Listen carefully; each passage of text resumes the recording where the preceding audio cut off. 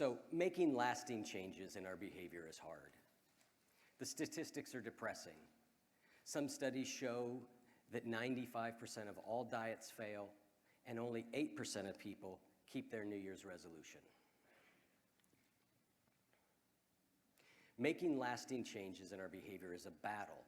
It's difficult, and most of us don't succeed at it for very long.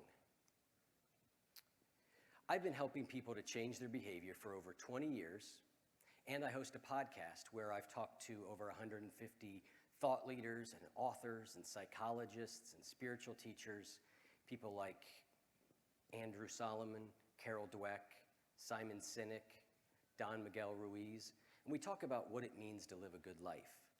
And right at the heart of living a good life is being able to choose how we want to behave and actually follow through on that. Most of us think when it comes to creating new habits that it's a matter of willpower or discipline, and that we don't have enough of either. We might suspect inwardly that maybe we're just the kind of person who can't follow through on things. We think that making lasting change is something that only other people can do. One of the key ideas I'd like you to get today is that changing behavior is a skill. It's something that you can learn to do. You can get better at creating new habits. Recently, I was playing the board game Risk, and it occurred to me that the same strategies that we use in that game can also be applied to changing behavior. So you may have played the game before or at least seen it. The goal is to take over the entire world, to achieve world domination. So the first strategy that I'd like to talk about is called Take Small Continents First. Most of us start off too big.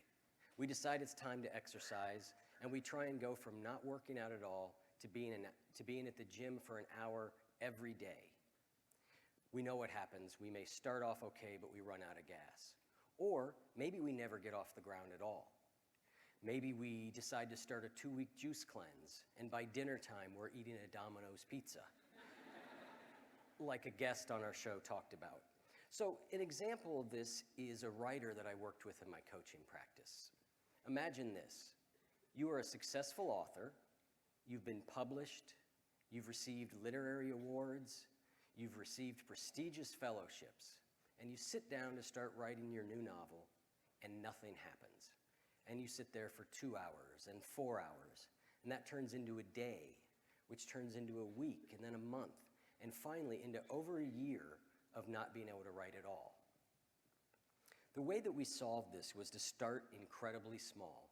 We started with writing for 5 minutes a day.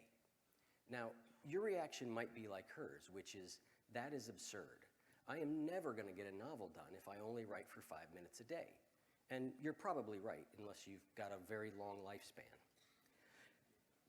But what she was able to do was that we procrastinate and avoid things that either feel overwhelming or that feel ambiguous, if the task is too ambiguous. Writing a novel is both of those things. So by starting very small at 5 minutes, we were able to get going. One of the counterintuitive things about motivation is that it often follows action. We always think it's the other way around. We think that we get motivated and then we take an action. But this works in reverse as well. There are times that we can't think our way into right action. We have to act our way into right thinking. So by starting at 5 minutes a day, she was able to create some momentum. She was able to increase her motivation and her consistency, and now she's writing again every day. That's an example of take small continents first. Start smaller than you think you should and do it every day. Focus on consistency.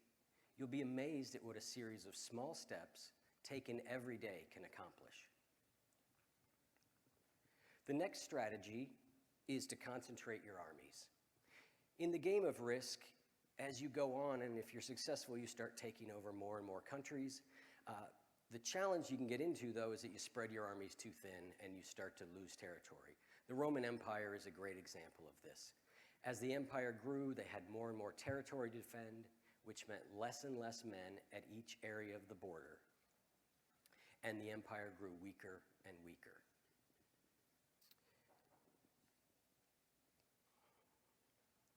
Most of us tend to go on what I'll call a self-improvement binge. We decide it's time to start exercising, eating right. We're going to write in our journal. We are not spending enough time with the kids, so let's do that for an hour every night after dinner. We might as well throw in that creative project that we've been putting off, and we're going to do it all today and every day for the rest of our lives. By your laughs, I can tell that you know what happens.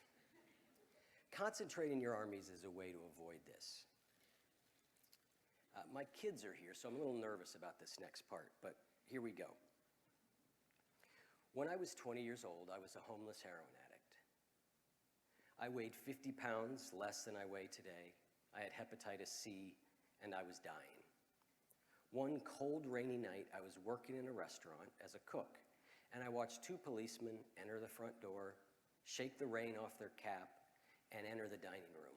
Except they didn't sit down at any of the tables. They kept walking towards the kitchen and walking towards the kitchen, still coming towards the kitchen.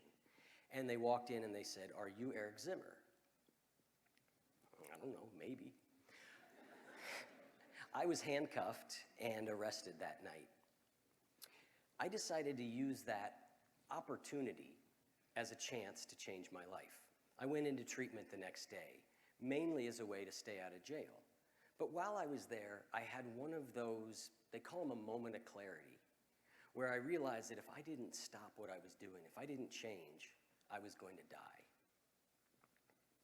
That was over 20 years ago, and it was also the last time that I ever put a needle in my arm. Now, I had been to treatment before, though. I had tried this multiple times before, so what was different? I realized that everything in my life hinged upon my ability to stay sober. And so that's where I put all my effort. Unlike previous times, I didn't try and get sober and get a new job and go back to college and create another band and find a girlfriend. I put all of my effort into staying sober. I did it until it was just what I did, until it was part of me.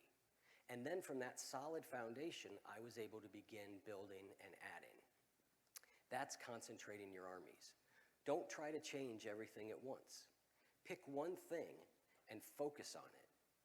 Get it down, and then once you've integrated it into your life, you can build from there. The final strategy is make treaties and alliances.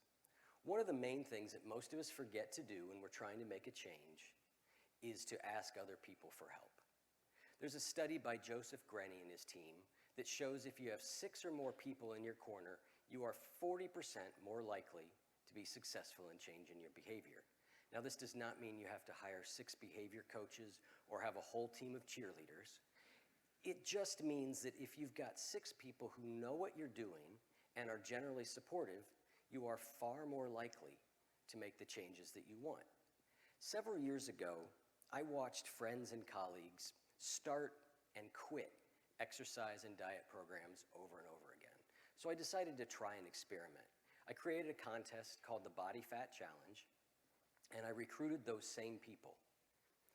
Everybody put in an entry fee, and whoever lost the highest percent of body fat won all of the money. What astounded me about this was the dramatic strides that everybody was making. These same people I had watched start and stop were suddenly making real changes in their life just because we were doing it together. There was a spirit of camaraderie. I'll admit, for some people, maybe there was an overdeveloped sense of competition. Maybe you can relate with that. I can. You, sir, certainly, I think is true of. But all of a sudden, what these people were unable to do individually, they were now able to do because they had other people helping them. So having the support and encouragement and other people to hold us accountable can be the difference between success and failure when it comes to changing your behavior. Now, your goal may not be world domination like it is in the game of Risk. It might be something more humble, like changing the way that you eat, or exercising more regularly, or spending more time with your children. But these same three principles apply to nearly any type of change. If you follow the three strategies of take small continents first, concentrate your armies, and make treaties and alliances, you can change the behavior that you want to. And with that, you can change your life. Thank you.